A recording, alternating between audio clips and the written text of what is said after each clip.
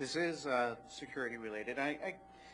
The question is about putting the funds into the contingency account, and I understand our overall fund balance policy, and I support it. And this is a question for Bob and Pat, or maybe even the Board of Finance would want to weigh in. But so the idea of adding $420,000 to the contingency fund, I absolutely supported. And every dollar of that money, I understand why it's there, and would never suggest for a minute that we reduce anything having to do with actual security measures that money would go toward. But and I did support it the first time through on the budget. But the budget failed. And so now I'm wondering, why would we, there's a grant that is fairly likely going to cover all or most of that money. We don't know that it will, but we certainly don't know that it will. We know it will not cover all that money. Remember, I've told you several times, there's a cap on the COPS grant's the only application to that fund, and there's a cap in the language of the COPS grant that would limit any additional personnel that we get funding for to 2. So we know that all of that wouldn't be covered anyways. So that's a condition of that grant. I think that still exists, that condition, Mike? Yes, it's 5% of your current existing force. So that comes out to just about 2. Right. And if we get it, it's very, very marginal in terms of what those the allocation to that fund is insufficient to meet the requests of all those who are applying. Mm-hmm. So out of the $420,000, then, what would that be covering on the grant? Because this is a nuance that I don't think everyone's aware of. Well, will they cover? I haven't seen the grant language. So do they cover salary plus everything related to be about 200 then? Okay.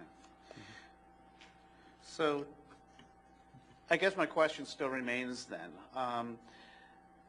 If the grant were not to come through and we didn't have that money in the contingency fund, the fund balance is there and can be used to cover that money. The fund balance, it's not a rainy day fund. I certainly understand that. It's there to provide for, truly unpredictable circumstances, and 12-14 was certainly that.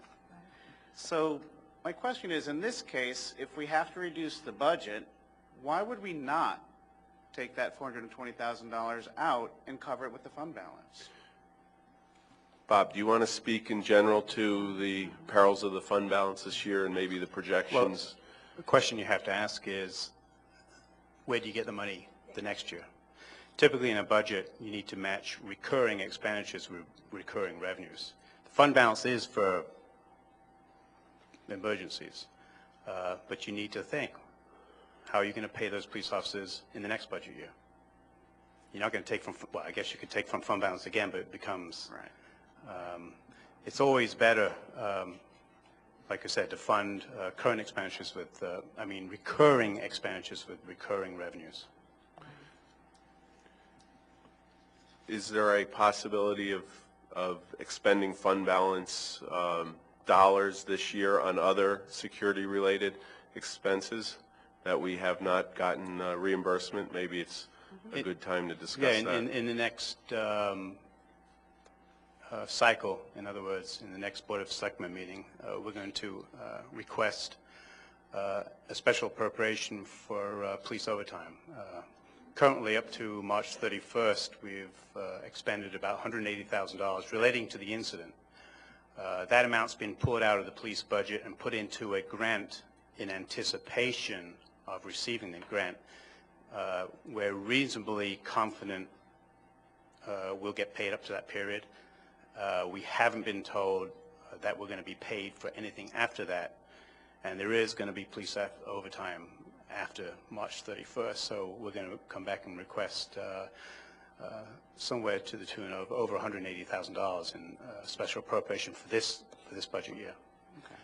Okay. Just to close the loop on my question, so if 200,000 or so is not going to be covered, so just call it half for the sake of my own understanding. If there's $200,000 that is likely or possibly going to be covered by the grant, then we could potentially remove $200,000 from the contingency fund and have it be, neutral at the end of the day when the grant comes in. I'm just thinking about that correctly, right? If we get it.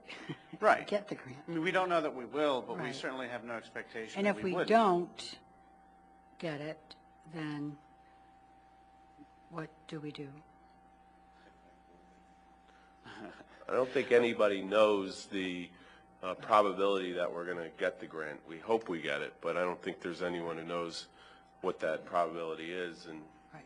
I don't know if we want to gamble And on it. and I want to go back just to what Bob said a minute ago. We know at this point that we have at least $180,000 of likely expenses, safety, security-related expenses that we can't cover. So we're going to have a special appropriation to pay bills that were unanticipated, unscheduled, unbudgeted, all related to security. So I'm concerned that we not plan to continue to dip into fund balance to pay for security expenses that are ongoing expenses. So we're really struggling right now to get a grip on those costs. 198, you said? 180 at least. 80. Is that the right number, Mike? About 180, we think? We're estimating everything that's going on right now. We're trying to get a handle on it, but I think Bob is right on with his assessment.